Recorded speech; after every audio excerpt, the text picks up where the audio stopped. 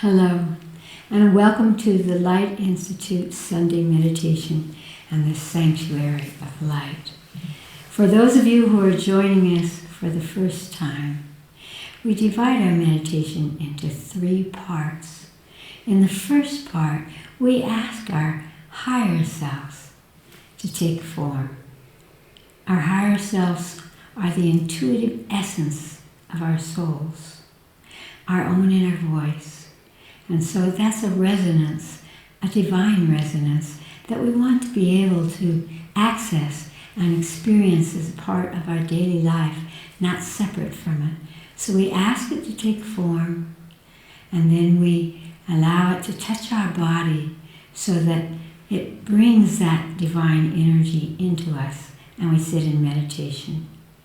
Now in each part of the meditation, I will make a little Om sound so that you can push the pause button and then meditate for as long as you want in each part.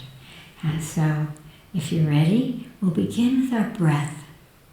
When we exhale, it slows the brain, quiets the brain, and amplifies the meditation or the consciousness.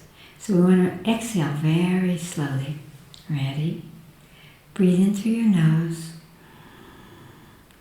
And exhale slowly through your mouth.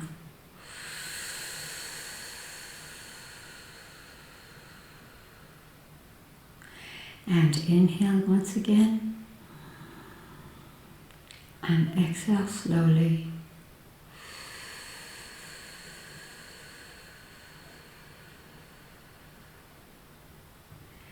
And now ask your higher self to take a form for you. Again, it's the intuitive essence of your soul, your own inner voice.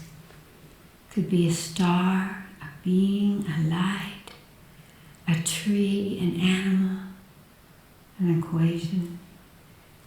Just ask, higher self, take form and see what form appears for you. And now ask your higher self to touch your body where you hold your divine essence at this moment. Wherever it touches you, just imagine that touch. And then begin to breathe in through that touch so that you create this spin point of that divine energy. And as you create that spin point, draw your higher self into your body. So that as you sit in meditation, you sit as your own higher self, vibrating within you, nourishing you with divine source. Om. Breathe deeply into your body and imagine that you could draw white light from the cosmos down through the top of your head and extend it out through your solar plexus, your stomach, across the world. So here we go. Breathe in, reach up into the cosmos and pull a beam of light down through the top of your head. Feel that it's flowing down into your stomach, your solar plexus, which is the center of your emotional body. And from there, laser it out, stretching out your own energy, your auric field. And feel it as it stretches out, that it passes across the earth and back into the sky and into the cosmos. And breathe in once again. Draw the white light down. Extend it out. This helps you to be present and visible in the world. And so with this part of the meditation, you're just going to continue drawing the white light down and extending it out across the planet and back into the sky. Continue that flow. Om.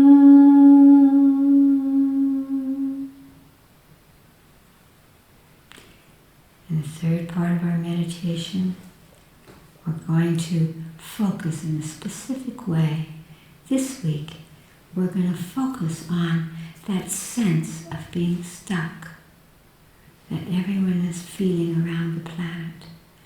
And so we're going to ask our bodies where we're holding that sense of being stuck whether that's being stuck in a place, or stuck in your emotions, or your finances, your relationships, your body, any stuckness in you. And then we will release that so that the world can change that as well. Now, ask your body where it's holding that echo, that sense of being stuck on any levels. And again, allow yourself to imagine that your body is showing you, touching that place where there's stuckness in your body.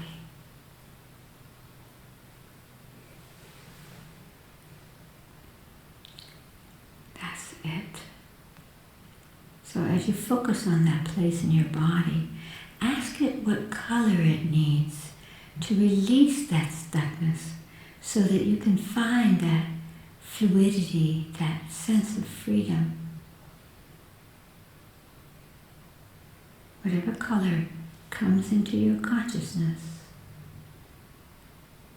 Again, just draw it into that place in your body that's holding that echo, that sense of being stuck, limited. And continue to draw that frequency of light, that color, into that place in your body that's holding the energy.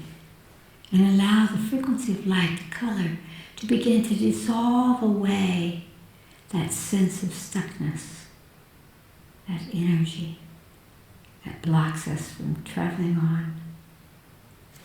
So simply feel that the color that was given to you is penetrating now that place of stuckness. And as it penetrates that place of stuckness, that the sense of contraction or limitation or being frozen to a spot, so to speak, all of that begins to disappear. You don't need it. Good.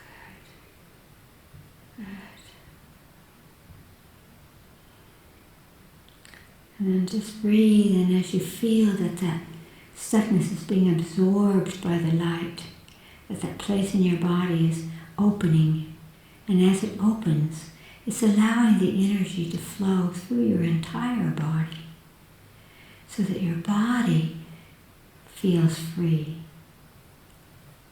And feel as if any emotional points of stuckness or any other kind of stuckness is receiving this light, and the light is dissolving this stuckness and setting you free. Keep doing that.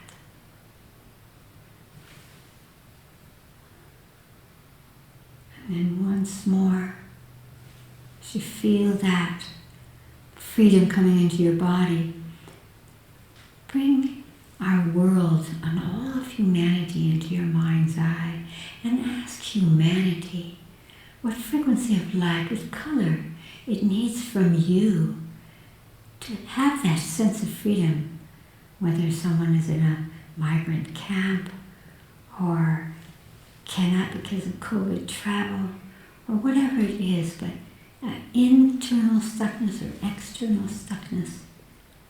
And just see all of humanity in mass and ask them what color. And once they show you a color, again, reach up into the cosmos and pull exactly that color, that tone, down to the top of your head, and from your stomach, your solar plexus, laser that beautiful color out to all of humanity, 7.6 billion people. Feel that color radiating out and awakening all of them. And just allow it to come in from the cosmos and extend it out to humanity until you feel a shifting, kind of an opening and uplifting energy as each and all of us begin to become aware that we'll always have freedom. Freedom comes from within. We're not stuck. And take a deep breath into your body. And open your eyes.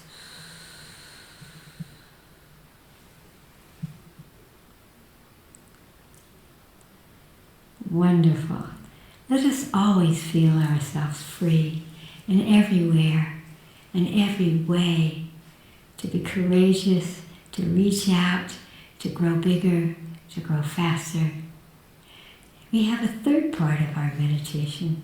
It's called knowings. And people each week from around the world send in questions of themes that they would like to touch upon, to uplift all of us. And so we will begin with that, and Alison will tell us the questions.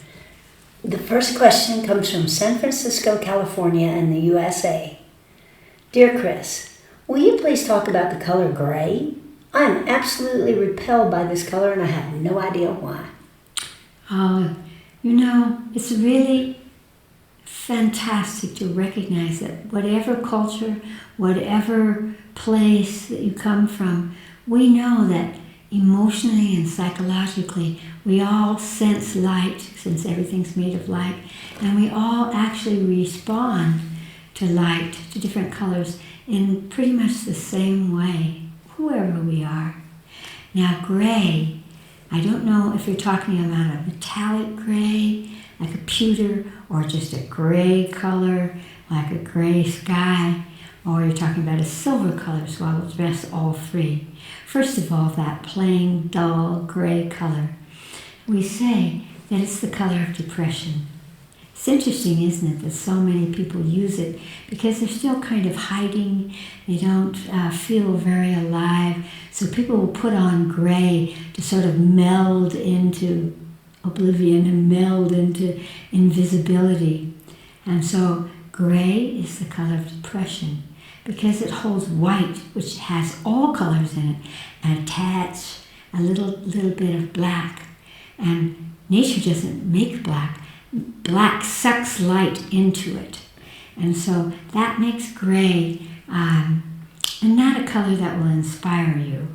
And so I'm glad that you bring this up, because I see everyone wearing gray, especially in big cities, and a lot of them are depressed or suppressed, and they are just trying to be, not to stick out. And this is a time on the planet where we really, each and all of us, need to stick out. So fresh, clear colors will help us to radiate out into the world and take our place. Now if it's pewter, it's that metallic kind of rusty, dark gray.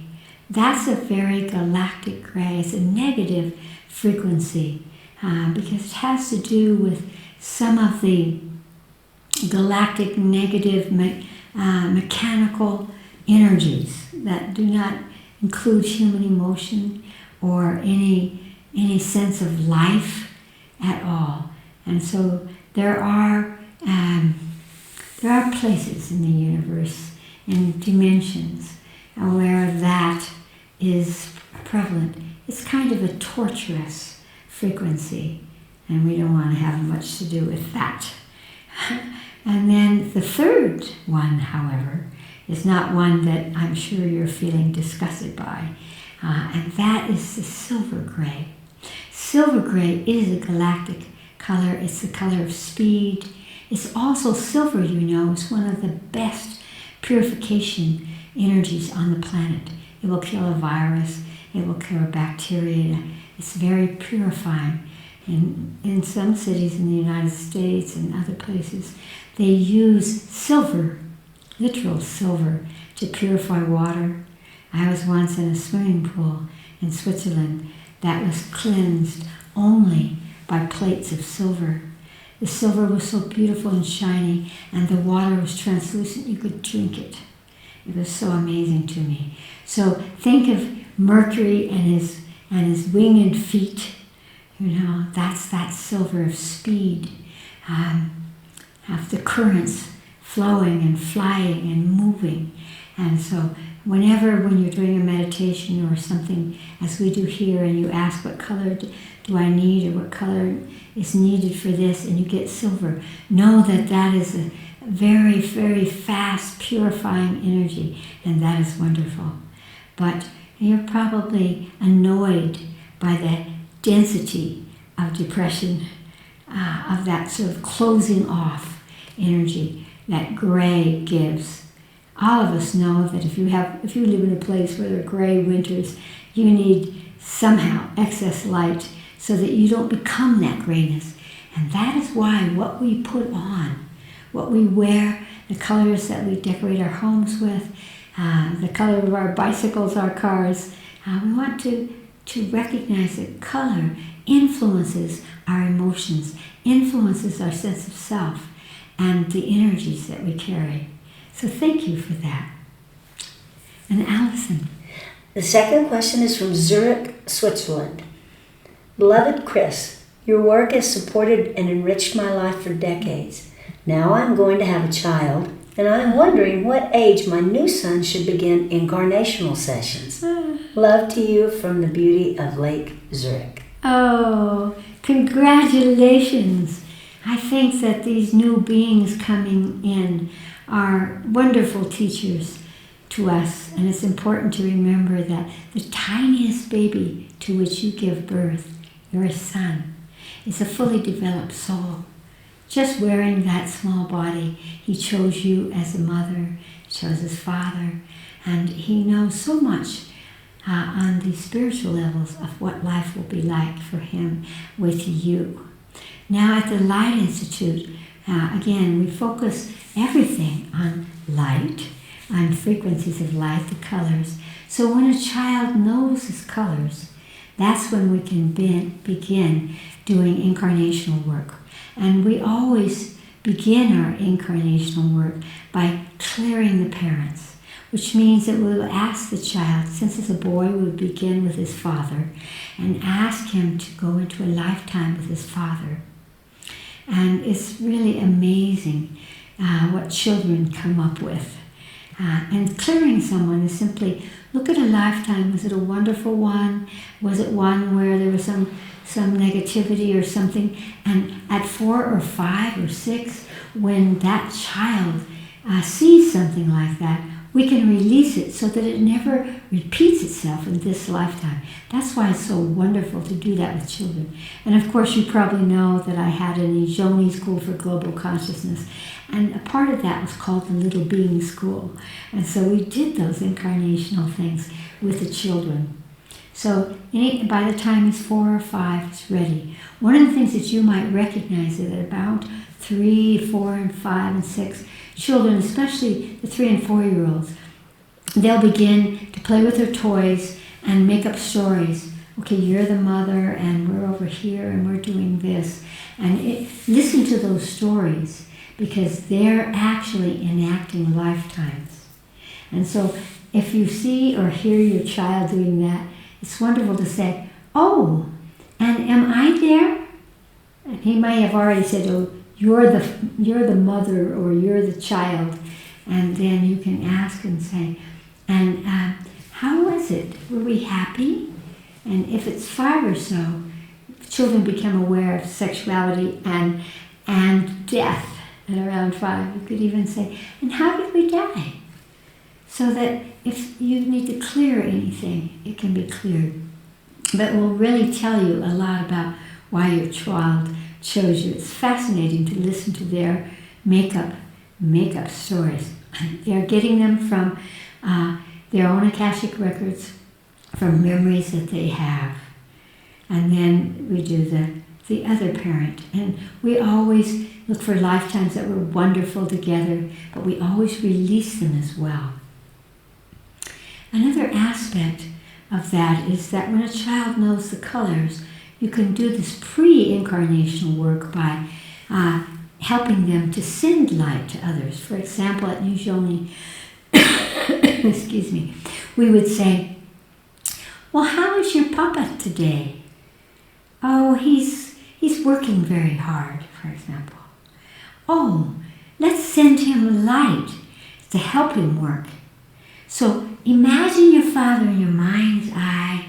See your father and ask him, what color does he need from you to do really well at his work and be happy? Oh, he needs green, whatever color the child comes up with. And then we teach the child, reach up into the cosmos, reach up into the sky and pull down a beautiful beam of that color right to the top of your head, down into your stomach. And from there, laser a beautiful green out to your papa. And keep drawing it down and sending it to your papa until he smiles or gets bigger, and tell me when he does. So we're teaching them exercises in consciousness. And the same with the mother, anything that's happening in the family, even with a dog or anyone else. Now it's funny to know that children will very often say, and so ask your higher self, which we would teach them about, to take you into a lifetime. And they might go into a lifetime as a bear or a cat or some animal. That's okay. That's okay for children, because that's really their world. And so again, what we're interested in is, how was it? How was it? And we then release it to the body.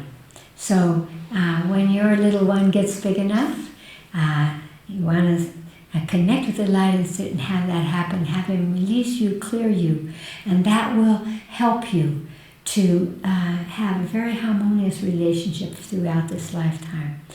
There are people that clear their children once a year as they grow, and it really brings about a fantastic relationship that's not just mother-child or parent-child, but soul family.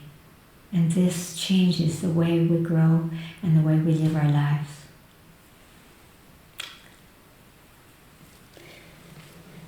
The last question is from Rome, Italy. Yay, Rome. Help! Is there anything I can do that will help me sleep? Ah! Now there is one, as you've heard me say, echoes around the world. So many people are having trouble sleeping. And part of that is something so simple. It has to do with the vibration of energies around us. Many people watch a movie right before they go to bed, or they're looking at their cell phones, or they're looking at their computers. The frequencies of energy that come from your computer, your cell phone, even a plug-in walkabout phone that you have, your TV, any of those things that are close to you, or you do this before you go to bed, they're going to interrupt your natural pulsing in your brain and in your body. And that's why you don't want to sleep with your cell phone next to you. You know, we can get up if we have to talk. And most of the time, we think that we have to answer every phone call. We have to check every possible mail. We really don't. Sleeping, we know scientifically, is essential for your mental health, your emotional health, for your physical health, and all of your energies. And so you need at least 7 or 8 hours of good sleep. Now there's several other things. At the Light Institute, I have a book called Ageless Body, in which I talk about the power of the endocrines and how to do exercises to stimulate all of your endocrine glands, because they influence almost everything in our body. And there's one that you have heard of for sure. The third eye, the pineal gland, puts out a substance called melatonin. And a lot of people will take an artificial capsule of melatonin to put them to sleep. But you can do this exercise. Take your fire finger, this one, because it's the strongest one, and place it very gently above on your forehead, above your eyebrows. Close your eyes. And now ask your pineal gland what color it needs from you to activate and to put out melatonin. And then just breathe in, and you'll feel a very subtle energy coming from your third eye that will actually put you to sleep, because that's a way of stimulating your own body to bring forward the melatonin, which puts us to sleep. Melatonin also tells us where we are in our lives, whether we're babies or teenagers or adults or old people. So this pineal gland with the melatonin is very important.